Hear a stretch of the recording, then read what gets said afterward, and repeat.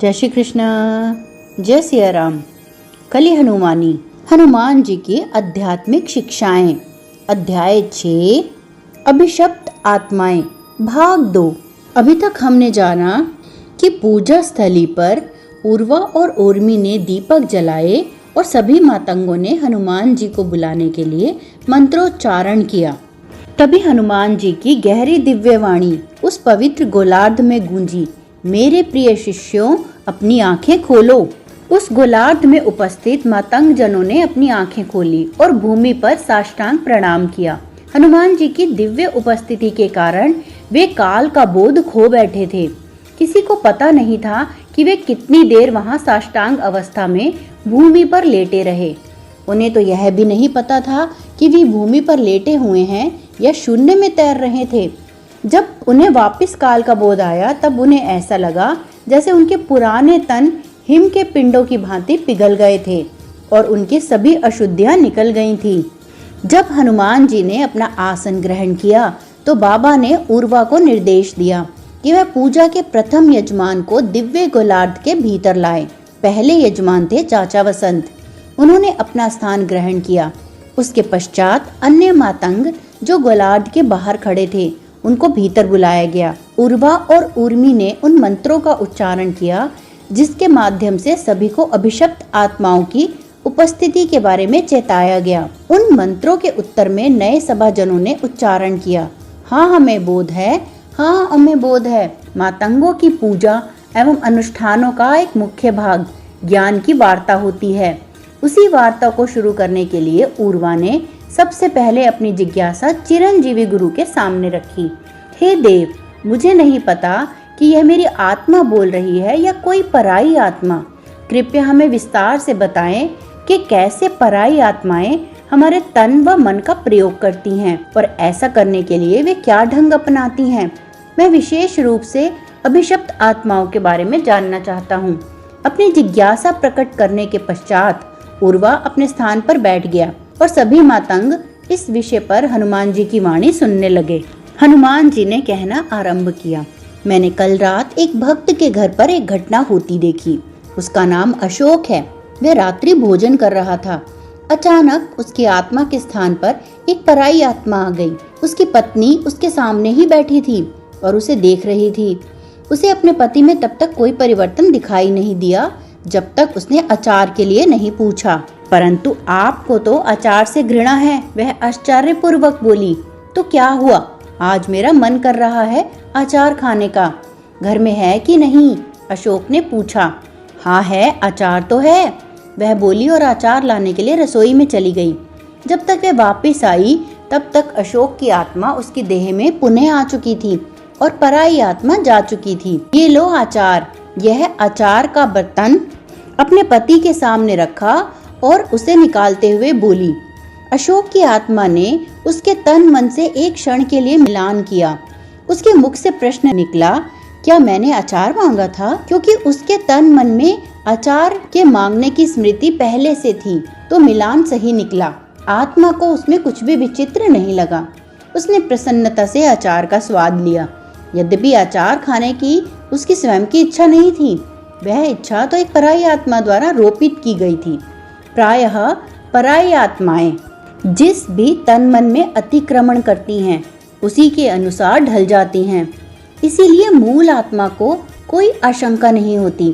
यदि पराई आत्माएं तन मन में कोई थोड़ा बहुत परिवर्तन लाती भी हैं तो मूल आत्माएं या तो उसे अनदेखा कर देती हैं या उसको स्वाभाविक मान लेती हैं। अशोक की आत्मा के साथ भी ऐसा ही हुआ। उसने एक रोपित इच्छा को अपनी इच्छा मान लिया। आत्माओं की ऐसी अदला बदली एक साधारण सी बात है। भक्तों को समस्या से बचाने के लिए मैं भी कई बार ऐसी अदला बदली का कारण बनता हूँ। कल उर्मी की आत्मा ने एक नारायण नामक वृद्ध व्यक्ति की आत्मा के साथ अदला बदली की थी। बाबा जैसे ज्ञानियों को छोड़कर आप में से किसी ने उसमें कोई परिवर्तन अनुभव नहीं किया। इसीलिए ऐसी अदला बदली में कोई हानि नहीं है। यदि ऐसी अदला बदली देवताओं द्वारा कराई जाए तो इसमें मूल आत्माओं और पराई आत्माओं दोनों का भला ही होता है। समस्या तब पैदा खड़ी होती है जब पराई आत्माएं अपने स्वयं के कर्मों और इच्छाओं को अतिक्रमण किए हुए तन मन पर रोकने लगती हैं। पराई आत्माओं में जो अभिशप्त आत्माएं होती हैं, सुर तथा असुर, वे ऐसा करने के लिए कुख्यात हैं।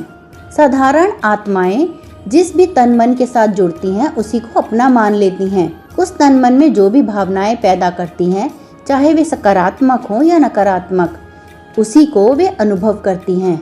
जब तन मन बेकार हो जाता है और अंततः मर जाता है, तभी वे कोई दूसरा तन मन धारण करती हैं, दूसरा जन्म लेती हैं।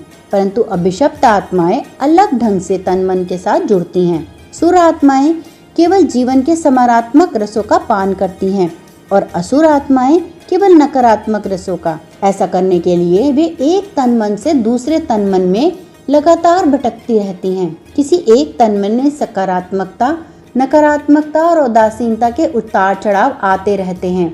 इसीलिए वे एक तन मन में अधिक समय तक नहीं टिकती। भय, क्रोध, विषाद, घिन्न, सदमा, चिंता, निष्ठुरता आदि मानव जीवन के नकारात्मक रस हैं। कल्पना करो कि कोई असुर है। वह किसी ऐसे व्यक्ति की पहचान करता है जो भयभीत है। वह उसके तन मन में घुसकर उसके भय के रस का पान करता है। वह उसके भय को जहां तक हो सके लंबा खींचने की चेष्टा करता है। जब भय नहीं रहता तब वह उस तन मन का त्याग कर देता है। तत्पश्चात वह अपने अगले लक्ष्य की खोज करता है। मान लो उसे कोई विषादग्रस्त मनुष्य मिलता है।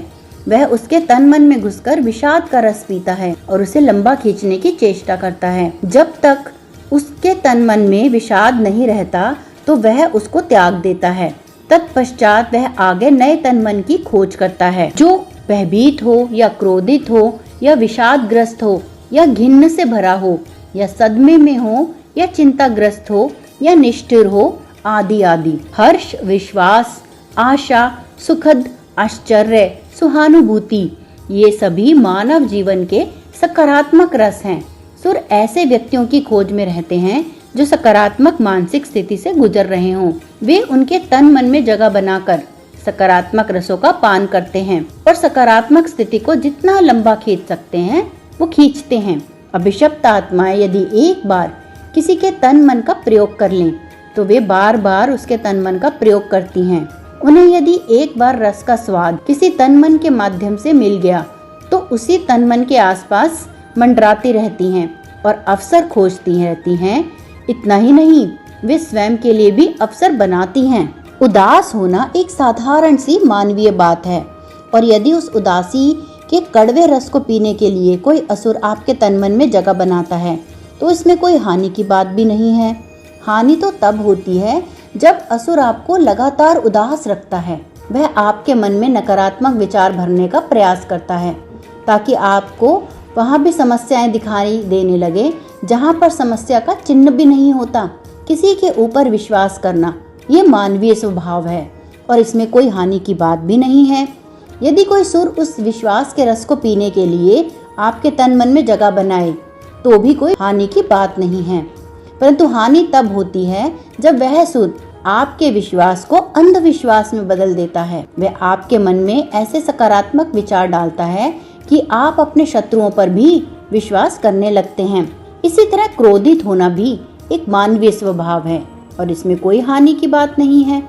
परंतु यदि कोई असुर क्रोध का उबलता रस पीने के लिए किसी तन मन के साथ जुड़े तब भी हानि की कोई बात नहीं है। परंतु हानि तब होती है जब असुर आपके तन मन को अपने अधीन कर लेते हैं, आपके मन में विचार रोपित करते हैं और आपके क्रोध का उपयोग अन्य नकारात्मक घटनाओं के बीज के रूप में करते हैं। स्वादिष्ट मिठाइयाँ खाना मनुष्य का स्वभाव है और इसमें कोई हानि की बात नहीं है यदि कोई सुर भी आपके तन मन के साथ जुड़कर उन मिठाइयों का स्वाद चखे। परंतु हानि तब होती है जब वे आपके कभी कभार के आनंद को लत बना देते हैं। किसी विषय में निष्ठा पूर्वक विश्वास करना भी एक मानवीय स्वभाव है। परंतु हानि तब होती है जब असुर आपके मन पर नियंत्रण करके आपको अंधा बना देते हैं, जिससे आप अन्य जनों के विश्वास की खिल्ली उड़ाकर घृणा के रस का पान करने लगते हैं। अभिशप्त आत्माओं के 3 प्रकार हैं और उनसे पीछा छुड़ाने के भी 3 मार्ग हैं: सचेत रहना, नकारना और प्रार्थना करना। कुछ अभिशप्त आत्माएं चोरों की तरह होती हैं। जो मूल आत्मा में थोड़ी सी जागृति आते ही भाग खड़ी होती हैं। जो ज्ञान मैं आपको दे रहा हूँ वह उस घंटी की तरह काम करेगा जो सुर और असुरों का संकट पाते ही आपके मन में बजने लगेगी। उदाहरण के लिए, यदि उदासी लंबे समय तक चलती है तो आप समझ जाओगे कि किसी असुर ने आपके तन मन पर डेरा डाल लिया है। यह चेतना आपको आपके तन मन से भगाने के लिए पर्याप्त है।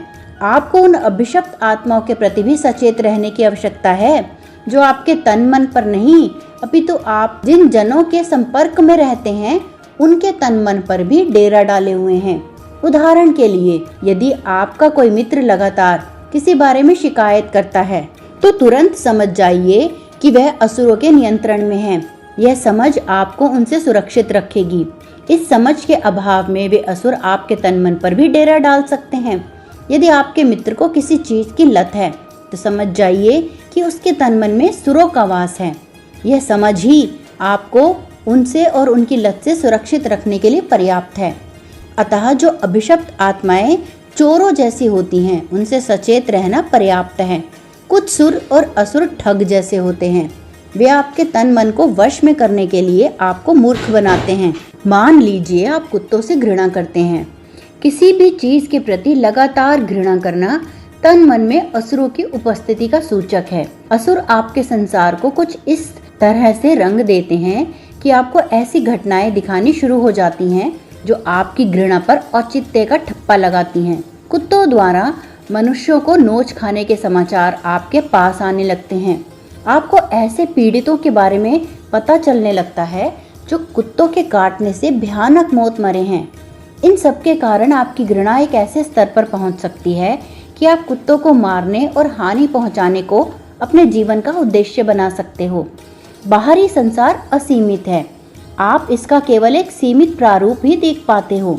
यदि आपके तन मन पर असुरों का निवास है तो आप वही देखेंगे जो असुरों के लिए लाभकारी है।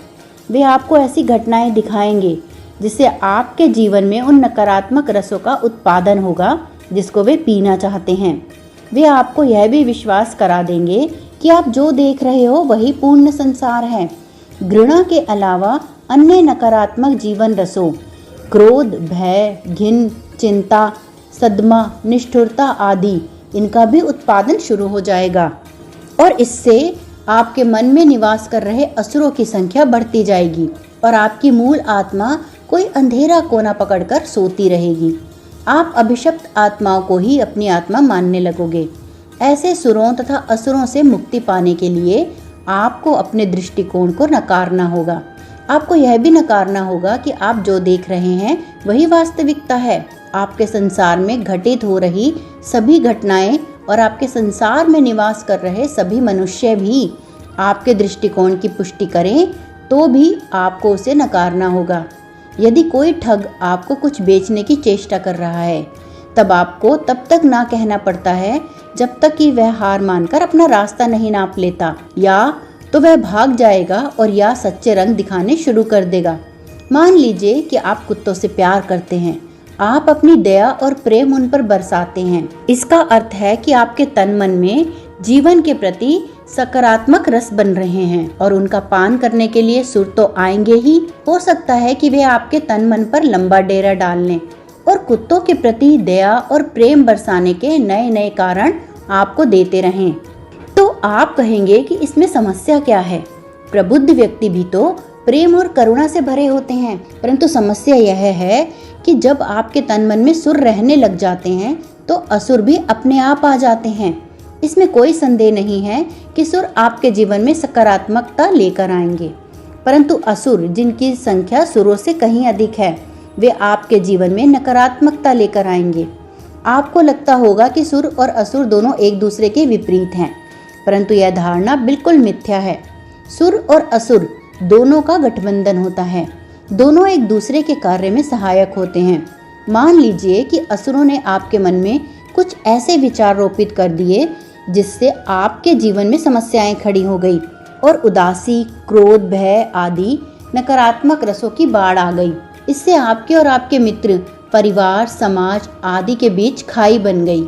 इससे सुरों का भी काम बनेगा, क्योंकि वे आपके भीतर ऐसी धारणा बना देंगे कि कुत्ते ही सच्चे संगी होते हैं। एक ओर आप कुत्तों के प्रति प्रेम दिखाओगे, दूसरी ओर मनुष्यों के प्रति नकारात्मक रवैया अपनाओगे। एक ओर सकारात्मक रस की फुहारें फूटेंगी और दूसरी ओर नकारात्मकता के रसों की। सुर और असुर दोनों उसमें पान करेंगे। इसका समाधान यही है कि आप सभी अपनी धारणाओं को नकार दो, क्योंकि तन मन में जब अभिशप्त आत्माओं का वास हो तब आपके लिए चुनाव करना असंभव है कि कौन सी धारणा आपकी अपनी है और कौन सी धारणा आप में रोपित की गई है। जब आप धारणाओं को नकारने लगोगे तो अभिशप्त आत्माएं भाग खड़ी होंगी और आपका जीवन पुनः सामान्य हो जाएगा। चारों ओर ठग प्रकार की अभिशप्त आत्माओं से भी दुष्ट आत्माएं हैं उपद्रवी प्रकार की अभिशप्त आत्माएं। ये उपद्रवी प्रकार की अभिशप्त आत्माएं खुले में तन और मन पर राज करती हैं। वसंत के जीवन से एक उदाहरण लेते हैं। एक दिन वह पेड़ की एक पेचीदा टहनी पर चल रहा था। पेचीदा इसलिए क्योंकि पक्षियों का एक नीड़ उस टहनी के ऊपर था। उसने अपनी ओर से पूरा प्रयास किया था कि वह सावधानी से आगे बढ़े, तो भी उसका एक पैर नीड़ पर पड़ गया और भीतर रखे अंडे फूट गए। इस घटना के कारण अगले कई दिनों तक उसके मन में पीड़ा और पश्चाताप का रस उबलता रहा। असुरों ने उस उबलते रस का पान किया। उसके भरपूर प्रयासों के विपरीत उसका पैर नीड़ पर कैसे टिक गया था, क्योंकि एक असुर ने वहां पर अवसर देख लिया था और उसके तन को नियंत्रित करके उस घटना को जन्म दिया था। जब अभिशप्त आत्माएं किसी एक छोटी घटना को जन्म देती हैं तो वे प्रोत्साहित होकर बड़ी घटनाओं को जन्म देने का प्रयास करने लगती हैं। कुछ दिन के पश्चात वसंत में घुसे उस असुर ने एक और बुरा कार्य करने में सफलता पाई। वसंत उस दिन शहद तोड़ रहा था, तब उसे पुनः एक नीड़ दिखाई दिया जो उसके कार्य में अड़चन बन रहा था। उसने सोचा कि नीड़ में कोई अंडे नहीं है, इसीलिए उसने लात मारकर नीड़ नीचे गिरा दी। तत्पश्चात उसको पछतावा हुआ और उसने स्वयं को दोष भी दिया, यद्यपि वह कार्य भी असुर ने किया था। कुछ दिन के पश्चात उस असुर ने न केवल उसके तन और बुद्धि बल्कि उसके विवेक तथा संस्कार पर भी नियंत्रण कर लिया था। बाबा ने उसे नीली चिड़िया का एक पंख लाने के लिए भेजा था। जब उसे कोई गिरा हुआ पंख नहीं मिला तो उसने चिड़िया को मारने का निर्णय लिया। एक पंख के लिए किसी मातंग द्वारा एक चिड़िया की हत्या, और उससे पछतावा भी नहीं हुआ क्योंकि उसके संस्कार उस असुर के अधीन हो गए थे। वह सत्य और मिथ्या में अंतर करने में असमर्थ था। तत्पश्चात उसने बाबा से इस बारे में बहस भी की थी। उसका तर्क था कि पक्षी को एक दिन तो मरना ही था। दो मातंगों के बीच हो रहे इस कलह से उत्पन्न नकारात्मक रस का पान असुरों ने किया। प्रार्थना में तीनों तरह की अभिशप्त आत्माओं से आपको अपने आप को मुक्त करने की शक्ति है। आपको किसी भी काल अवधि के प्रारंभ में प्रार्थना करनी चाहिए। वह काल अवधि एक दिन की भी हो सकती है, एक पखवाड़ा भी हो सकती है और एक महीना भी हो सकती है और एक वर्ष भी। दैनिक प्रार्थना कैसे करते हैं? दिन के अंत में अपने देवता को अर्पित करने के लिए कुछ सामग्री लाते हैं। वह सामग्री पत्ते भी हो सकते हैं, फूल भी हो सकते हैं और फल भी हो सकते हैं, या कुछ और जो आपने प्रेम और श्रद्धा से प्राप्त किया हो। अगले दिन सुबह अपने देवता के सामने मौन धारण करके बैठते हैं और इसे अर्पण करते हैं। जैसे जैसे आप अर्पण देते हैं वैसे वैसे पिछले दिन की घटनाएं आपके मन में तैरने लगती हैं।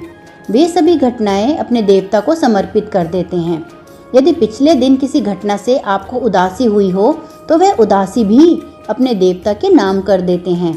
यदि किसी घटना से आपको आनंद हुआ हो तो वह आनंद भी अपने देवता के नाम कर देते हैं। जीवन ने चाहे आपको कोई सकारात्मक रस दिया हो या नकारात्मक रस, सभी कुछ देवता के नाम कर देते हैं। जब ना तो सकारात्मकता आपकी रहती है और ना ही नकारात्मकता, सुर और असुरों के लिए आपके तन मन में डेरा डालने का कोई कारण नहीं रह जाता। इस तरह आपकी प्रार्थना आपकी आत्मा को शुद्ध कर देती है और आप अपना नया दिन अभिशप्त आत्माओं के हस्तक्षेप के बिना जी पाते हैं। इसी तरह आप किसी भी सप्ताह के पहले अथवा किसी पखवाड़े के पहले अथवा किसी महीने के पहले या किसी भी काल अवधि के पहले प्रार्थना कर सकते हैं। जैसा कि आप जानते हैं कि कोई साधारण आत्मा सकारात्मकता और नकारात्मकता के उतार चढ़ाव से गुजरती रहती है।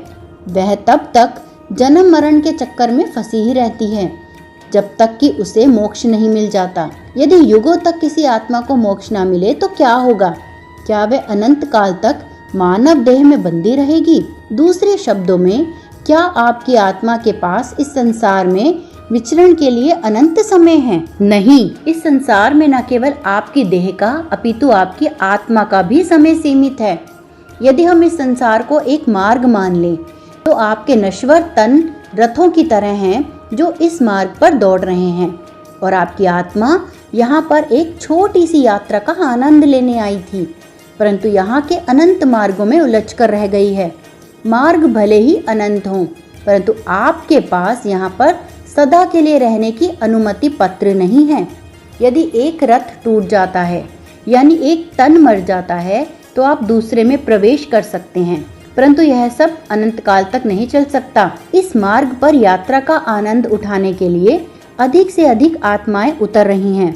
एक समय आता है जब मार्ग पर इतनी भीड़ हो जाती है कि रथों सहित मार्ग भी विनाश को प्राप्त हो जाता है। मार्ग के दाईं ओर चल रही आत्माएं यानी सकारात्मक कर्मों व इच्छाओं का आधिक्य रखने वाली आत्माएं सुर बन जाती हैं और मार्ग के बाईं ओर चल रही आत्माएं यानी नकारात्मक कर्मों व इच्छाओं का आधिक्य रखने वाली आत्माएं असुर बन जाती हैं। पुनः एक नया मार्ग उभरता है, परंतु उस पर पुराने अनुमति पत्र लागू नहीं होते। इसीलिए सुर और असुर इस मार्ग पर अवैध यात्री बन जाते हैं। वे चोरी छिपे अथवा बलपूर्वक नए रथों में प्रवेश करने का प्रयास करते हैं। यदि हम मार्ग और रथों की उपमा से बाहर आकर बात करें, आपके पास इस संसार में अनंत समय नहीं है। इस संसार का विनाश होने से पहले आपको मोक्ष प्राप्त करना आवश्यक है, और यदि आप ऐसा नहीं कर पाते तो आप या तो असुर बन जाएंगे या सुर बन जाएंगे और विनाश के पश्चात उभरने वाले नए संसार में भटकते रहेंगे। आप भाग्यशाली हैं कि आप तक मेरे शब्द पहुंच रहे हैं। वे आपको मोक्ष का रास्ता दिखाएंगे। ये अध्याय यहीं पर समाप्त होता है, परंतु हनुमान जी की दिव्य वाणी और उनका दिव्य ज्ञान अभी चलता रहेगा।